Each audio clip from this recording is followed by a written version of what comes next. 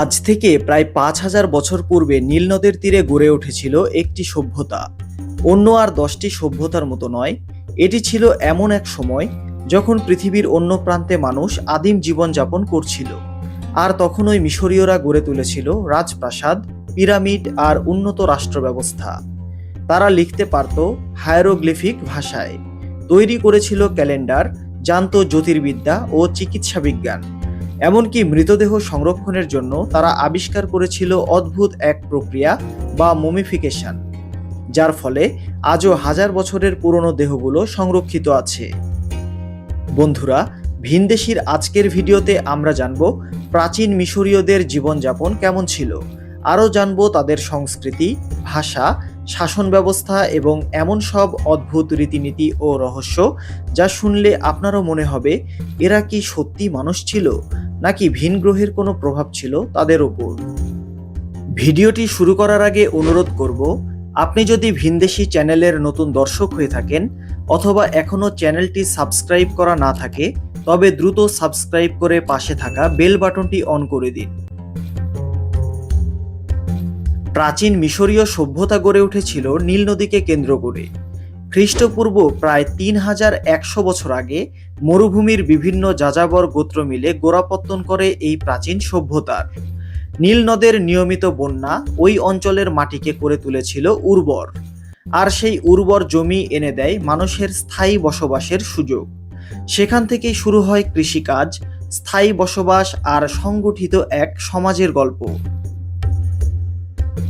প্রাচীন মিশরীয়দের ভাষা ছিল বিশ্বের অন্যতম প্রাচীন ভাষা, যার নাম হায়ারোগ্লিফিক।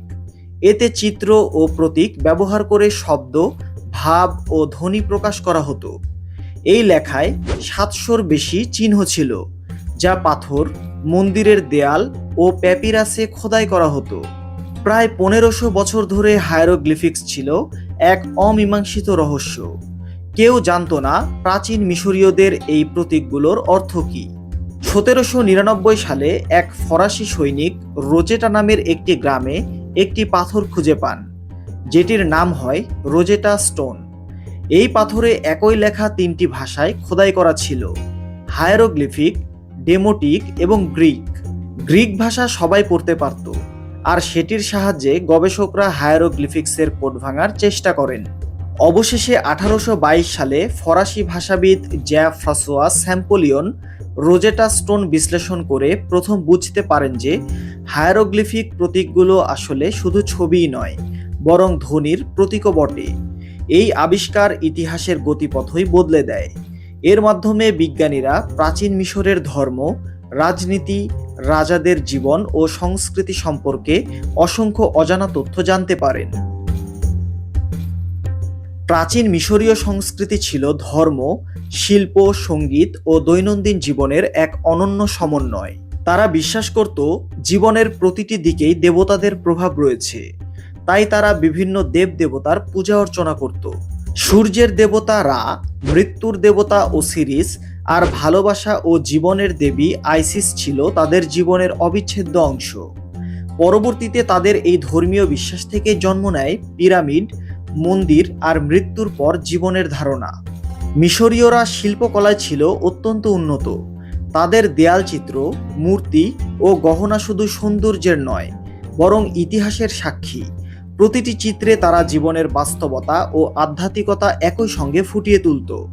তাদের পোশাক ছিল হালকা লিনেনের, আর পুরুষ নারী উভয়ই পরত অলংকার ও মেকআপ, যা মর্যাদা ও পরিচয়ের প্রতীক ছিল। সঙ্গীত ও নৃত্য তাদের উৎসবের গুরুত্বপূর্ণ অংশ ছিল। তারা বিশ্বাস করত সঙ্গীত দেবতাদের সাথে যোগাযোগের মাধ্যম।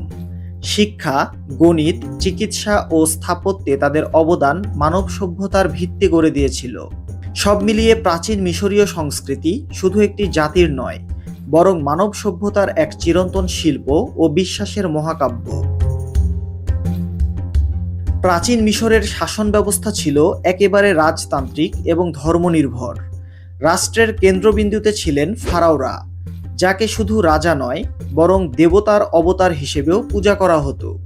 মিশরীয়রা বিশ্বাস করত ফারাও হলেন সূর্যদেব রার পুত্র, যিনি দেবতাদের ইচ্ছা বাস্তবায়ন করেন পৃথিবীতে। ফারাও শুধু রাজনীতি নয়, ধর্ম, আইন ও যুদ্ধ সব ক্ষেত্রেই সর্বোচ্চ ক্ষমতাধর ছিলেন। তার নিচে ছিলেন ভিজিয়ার বা প্রধান উপদেষ্টা, যিনি রাজ্যের প্রশাসন, কর সংগ্রহ ও বিচার ব্যবস্থা পরিচালনা করতেন। এছাড়াও ছিল সৈন্যবাহিনী, পুরোহিত, কর কর্মকর্তা ও লেখক, যাদের মাধ্যমে পুরো রাষ্ট্র চালনা করা হতো। এভাবে প্রাচীন মিশরের শাসন ব্যবস্থা শক্তি, ধর্ম, আইন ও প্রশাসনের নিখুঁত সমন্বয়ের এক অনন্য উদাহরণ। এর মাধ্যমে তারা শুধু স্থিতিশীলতাই বজায় রেখেছিল না, বরং এমন একটি সভ্যতা গড়ে তুলেছিল যা আজও ইতিহাসের পাতা ঘেঁষে মানুষকে বিস্মিত করে। প্রাচীন মিশরীয়দের সবচেয়ে আশ্চর্যজনক নির্মাণ হলো পিরামিড। এই পিরামিড শুধু প্রাচীন স্থাপত্যই নয়, বরং মানব ইতিহাসের এক অমর বিস্ময়। এগুলো মূলত নির্মিত হয়েছিল ফারাওদের সমাধি হিসেবে, কারণ মিশরীয়রা বিশ্বাস করত মৃত্যু মানে জীবনের শেষ নয়, বরং নতুন এক জগতের শুরু। তাই মৃত রাজাদের আত্মাকে অমর রাখতেই তারা তৈরি করত এই বিশাল পাথরের কাঠামো। সবচেয়ে বিখ্যাত হলো গিজার 3টি পিরামিড, যার মধ্যে খুফুর মহাপিরামিড পৃথিবীর 7টি আশ্চর্যের একটি।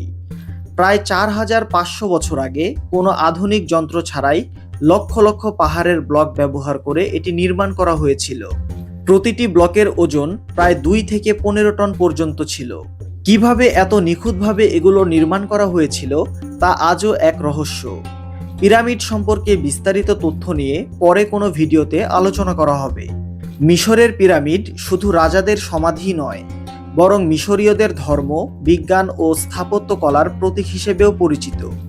এর দেয়ালের ভেতর লুকিয়ে আছে প্রার্থনা, তারকামণ্ডলের ছক আর মৃত্যুর পর জীবনের বিশ্বাস। প্রাচীন মিশরীয় সভ্যতা শুধু স্থাপত্য বা ধর্মেই নয়, বিজ্ঞান ও জ্ঞান চর্চায় ছিল অসাধারণ।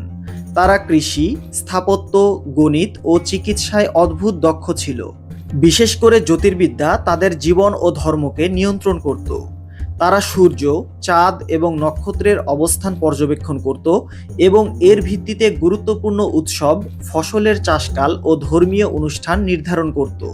এই জ্যোতির্বিদ্যার ভিত্তিতে মিশরীয়রা তৈরি করেছিল 365 দিনের ক্যালেন্ডার, যা পৃথিবীর প্রথম সূর্যভিত্তিক ক্যালেন্ডার হিসেবেও পরিচিত।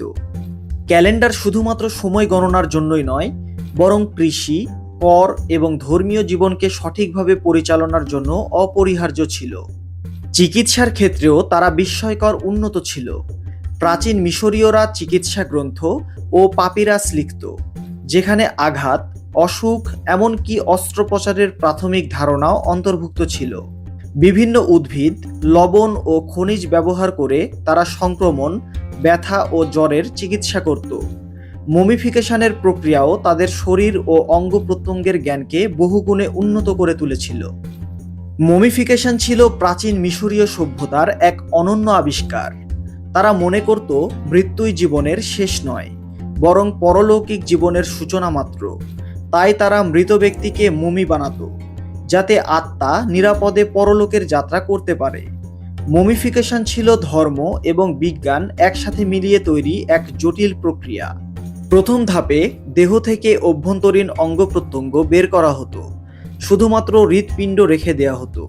এরপর দেহটি সম্পূর্ণ শুকানো হতো লবণের এক বিশেষ প্রক্রিয়ার মাধ্যমে, যা প্রায় 40 দিন ধরে দেহের জল শোষণ করত।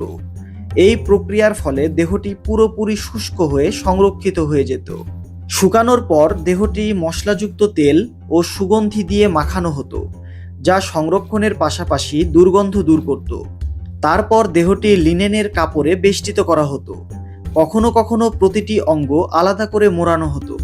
শেষমেশ দেহকে বিশেষ কফিন বা পিরামিডের সমাধি ক্ষেত্রে রাখা হতো। তারা মৃতদেহের সাথে মূল্যবান ধনরত্ন সাজিয়ে দিত, কারণ তারা বিশ্বাস করত পরকালে এসব ধনরত্ন ব্যবহার করে তারা আরও বেশি ক্ষমতা ও সুন্দর জীবন লাভ করবে। সব মিলিয়ে প্রাচীন মিশরীয় সভ্যতা ছিল মানব ইতিহাসের এক বিস্ময়কর সৃষ্টি, যারা সেই সময়ের তুলনায় অধিকতর শক্তিশালী ও উন্নত এক সভ্যতার জন্ম দিয়েছিল। জ্ঞান, বিজ্ঞান, জ্যোতিষশাস্ত্রে তারা অভূতপূর্ব উন্নয়ন সাধন করেছিল, যা এখনও আধুনিক যুগের মানুষের কাছে বিস্ময়ের নাম। এছাড়াও পিরামিড ও মৃতদেহ সংরক্ষণের যে প্রক্রিয়া তারা আবিষ্কার করেছিল তা পুরো মানব ইতিহাসের চিন্তা ও ধারণায় পরিবর্তন করে দেয়। প্রিয় দর্শক, এই ছিল প্রাচীন মিশরীয় সভ্যতা নিয়ে তৈরি একটি কমপ্লিট ভিডিও। আপনার কাছে প্রাচীন এই সভ্যতার কোন বিষয়টি ভালো লেগেছে বা অবাক করেছে তা কমেন্ট করে জানান। ভিডিওটি তথ্যবহুল ও রুচিশীল মনে হলে একটি লাইক ও শেয়ার করবেন। পাশে থাকার জন্য ধন্যবাদ।